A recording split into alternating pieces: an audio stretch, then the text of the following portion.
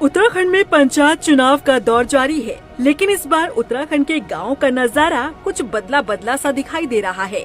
इन पंचायत चुनावों में एक ऐसा ट्रेंड उभर कर सामने आ रहा है जो राज्य की ग्रामीण राजनीति को नई दिशा दे सकता है।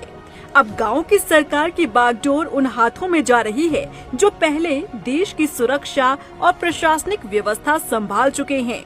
जी हां, इस बार उत्तराखंड के ग्राम प्रधान के रूप में आपको आर्मी के कर्नल और पूर्व आईपीएस अफसर बैठे नजर आने वाले हैं।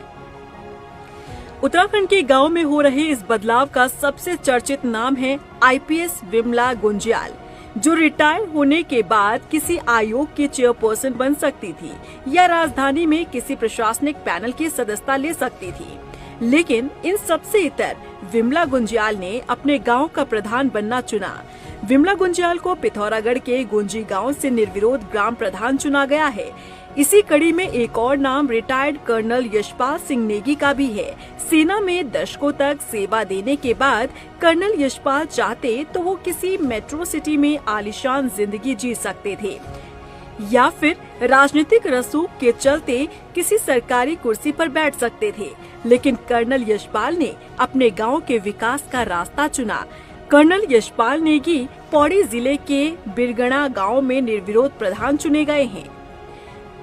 उत्तराखंड के गांव में इन चेहरों की मौजूदगी ये साफ कर रही है कि गांव की राजनीति अब धीरे धीरे बदल रही है, जिससे ये साफ है कि इन पंचायत चुनाव में गांव का विकास सिर्फ वादों पर नहीं बल्कि विजन पर टिका होगा।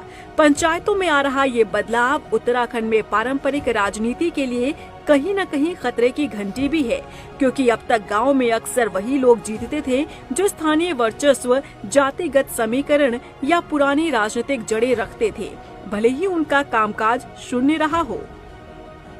गांव की सरकार को राजनीति का पहला स्टेप माना जाता है और जब इस पहले पायदान पर पूर्व सैन्य और प्रशासनिक अफसरों को जनता चुनकर भेज रही है, तो ये कहीं न कहीं बड़े बदलाव की ओर इशारा है। खबरों से जुड़ने के लिए हमारे चैनल को सब्सक्राइब करें और बेल आइकन दबाना ना भूलें।